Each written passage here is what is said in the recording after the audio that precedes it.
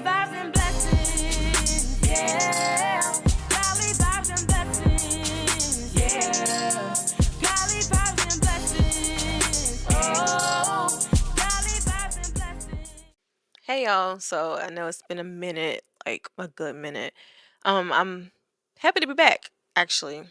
It's different. It feels different for whatever reasons, but I feel like it's a good difference, not a one that's like, oh my gosh, why I'm here. But I wanted to share with y'all my journey to full bloom, which is going to be our series that's going to be forever existing until the Lord tell me something different. And my journey to full bloom has been interesting. This year and last year, I was like, okay, Lord, what are we doing? I guess this is what growth feels like. Some growing seasons feel, you're excited. You're looking forward to it. Some of them you're like, I'm ready for this to be over. So I have experienced both. Right now we're good though. We're good. Um, so just jump right into it. With this series, I have so much to say. I have so much to give and like share. I just have to take my time. So if I start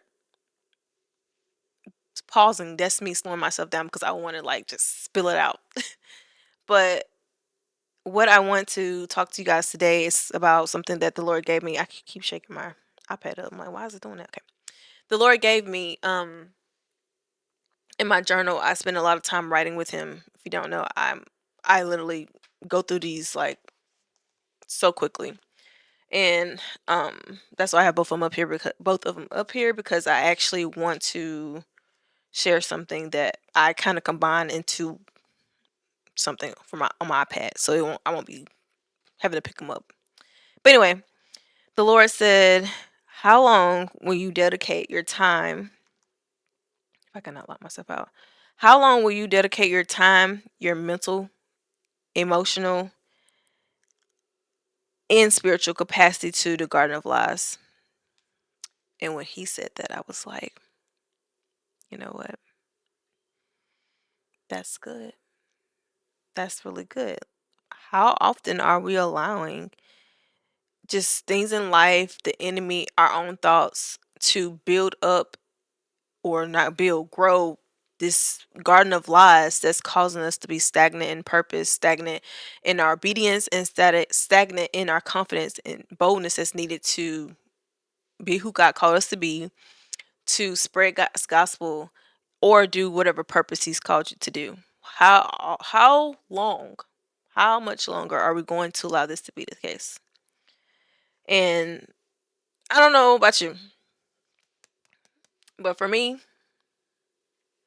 as for my household, we will serve the Lord. No, like for real, I couldn't. I know in the season when I was about to give up that the Garden of Lies was giving lush. It was giving lush. And I was like, I can't take this any longer. So I started to do the work because we know in order to prevent something from happening, for if you're into gardening, to prevent things from growing in your garden or um, sucking up all the nutrients from the things that need your nutrients, that needs your time, that needs your light and needs light in general or love, those things will be sucked up if we allow the lies to continue to grow. And the things that he has placed in us are the things that's needed for us to actually grow spiritually, mentally, and emotionally. So this is what we got to do in order to prevent these things from happening. When you're going through the process of prevention, it's initially motivated by your will to fight or to dig up whatever's causing the weeds to grow, whatever's causing the lies to become bigger and become something that, like a principle that you are standing on when it's not even God's principle. Like, what things are you allowing to continue to consume you, or you consume it, that's making you be who you are, act the way you're acting, perform the way you're performing? And when I say perform, I mean like going along with whatever it is. Like you are set on accepting whatever the lie is, and you're not willing to change it. You're not willing to put a a step forward to, okay, let me expose this. Let me just rip the band-aid out. Let me just look at this. Let me look into this, because you're afraid of, oh, this is too deep. I don't want to get caught up in this process of evaluating this because it makes you uncomfortable. But sometimes, I know for me, being a plant owner, a plant mom, I am so sick and tired of spider mites. I am so sick and tired of looking at, I have indoor plants and outdoor, but mostly indoor. Like, just the things that can happen. It's annoying to deal with taking care of plants sometimes. But we have to do it if you want your plants to be lush. You want them to grow pretty and brown and have, I'm not brown, Lord. Thinking about melanin. You want them to be green and just beautiful, beautiful. Oh God. You do not want them to be brown. You want them to be green and just beautiful. If you have flowers, you want them to bloom and all those great things and be colorful. And in order to treat those things, you have to, like I said, you have to fight it, dig it up, remove whatever's causing it, and evaluate for us, our triggers, our habits, our principles, and our beliefs. And that's a process that everybody has to take their time doing, and also evaluate what tools that's needed as well to do that. Because my tools I may use for my plants or for me may not work for you, depending on what the situation is or what plant are you taking care of. Because in different area, if we was to categorize things, okay, this is maybe you may have a love problem, or you might have a problem with relationships. Like, all these are different type of plants or areas in us that we have to actually allow God in to grow and to remove all those weeds, remove all the gardens of lies that's cultivated inside those areas. So in order for plants to to grow, we have to implement, like I said, the nutrients that's needed for them. You might have to put plant food on them. And how often are you actually caring for them? How often are you placing them in the windowsill to get light? How often are you watering them? How often are you watering yourself? That's you showing yourself love. When we water ourselves, it's like we showing ourselves love. And when we water our plants, that's what we're basically doing too. I speak to my plants, I talk to them. I'm like, girl, you better grow. You got this, you got to keep them encouraged, because we need that, and so do they. When we are putting positive things into the atmosphere, it's that's what's cultivating something bigger and better and lush and green and not brown. That's what's causing them to grow and grow how God created them to grow. So we need all those things to grow as well. This is what he said that also took me out, y'all. Creating bad fruits take effort, just like creating good fruits. Prevention can be learning and identifying what causes those bad fruits to grow, and what are you, like I said before, what are you doing to contribute to those things growing that do not need to grow any longer. Are you lying to yourself? Are you being delusional? Are you in Delulu land concerning these things? Are you allowing them to just exist when you know they should not? You know you should not be going to places that's going to cause you to do habits that you don't want to participate in. That doesn't make sense. You know that if you want to eat better, you should not go to places that you smelling all the things, the fried chicken, the fries. Not saying there's nothing wrong with it, because we know we like some fried chicken every now and then.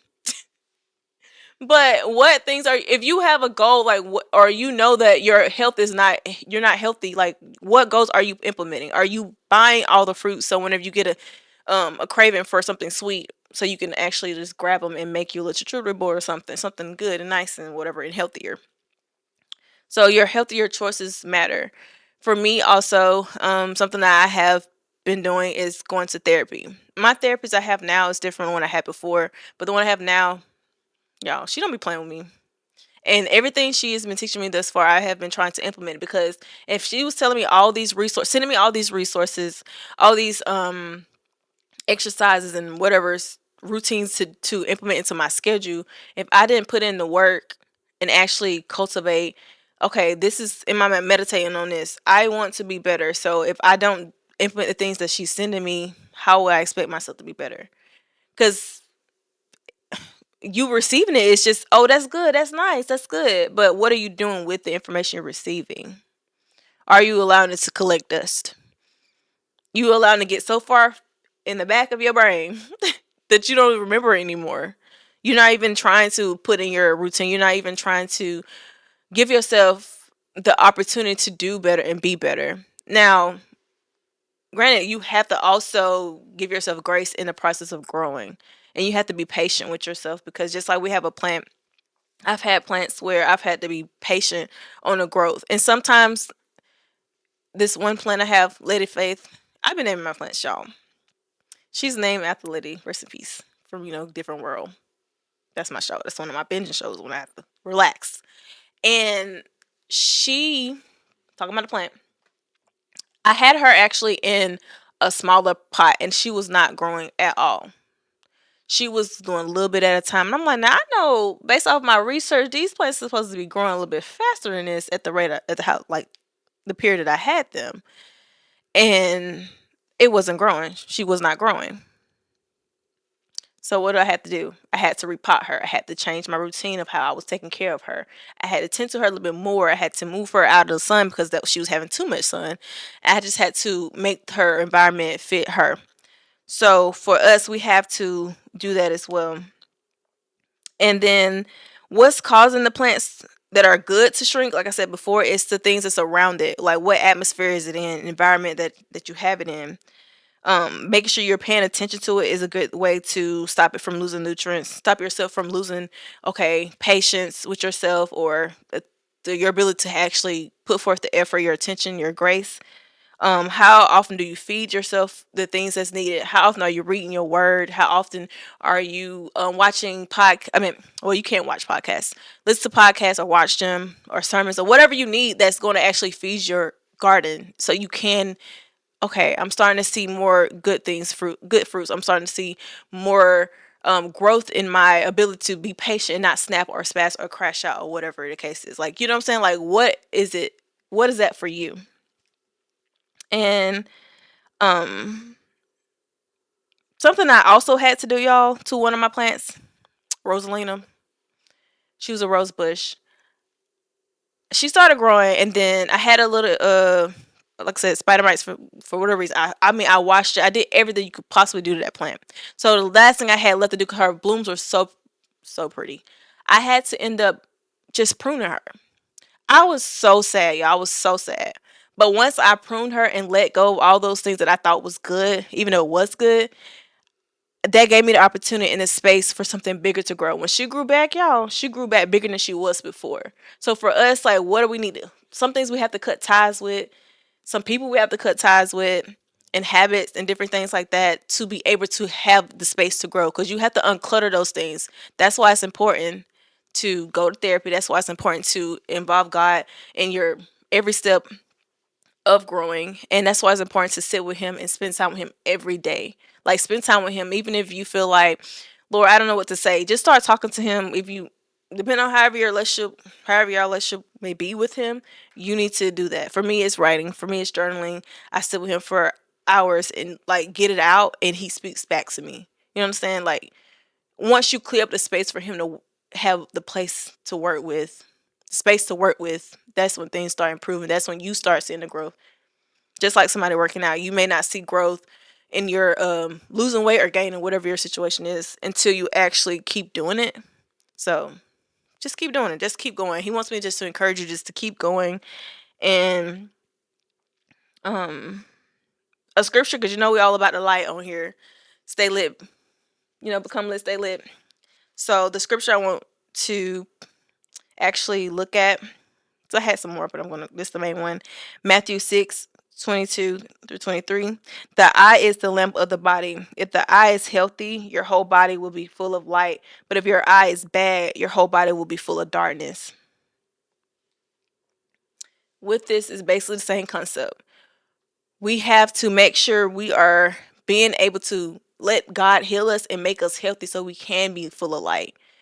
So we can have a good garden that's fruitful and multiplying in ways that's overflowing to other people's lives and that need it. You know what I'm saying? So make sure you are positioning yourself to be used by God and to be open to grow in areas where you didn't expect to grow or didn't think you had the ability to grow in. And don't give up. Just keep going. Keep feeding yourself light. Keep putting yourself in the position to let other people love you as well and give you light. And before you know it, all those bad weeks will be removed and you will know exactly the tools that's needed to fight it when they come back, because they will try to go back. They will try to come back in your life. They will try to bring distractions and delays in your life, but you have the ability to stop it by having the tools that you already know that work for you. So I hope that helps. I hope that this is something that you can apply to your life where you are at right now. You can grow from here. You can stand up from here. You can receive from here. You can do so many things from here. Even in your bad situations, a good season or bad seasons, you still can get up and grow bigger and do more and just be so much more than what God called you to be. So I hope that in your journey to blooming, because we are locked in for this series until the Lord tell us to do something different. And you already know the motto: become lit, stay lit, and I'll talk to you guys soon. Bye.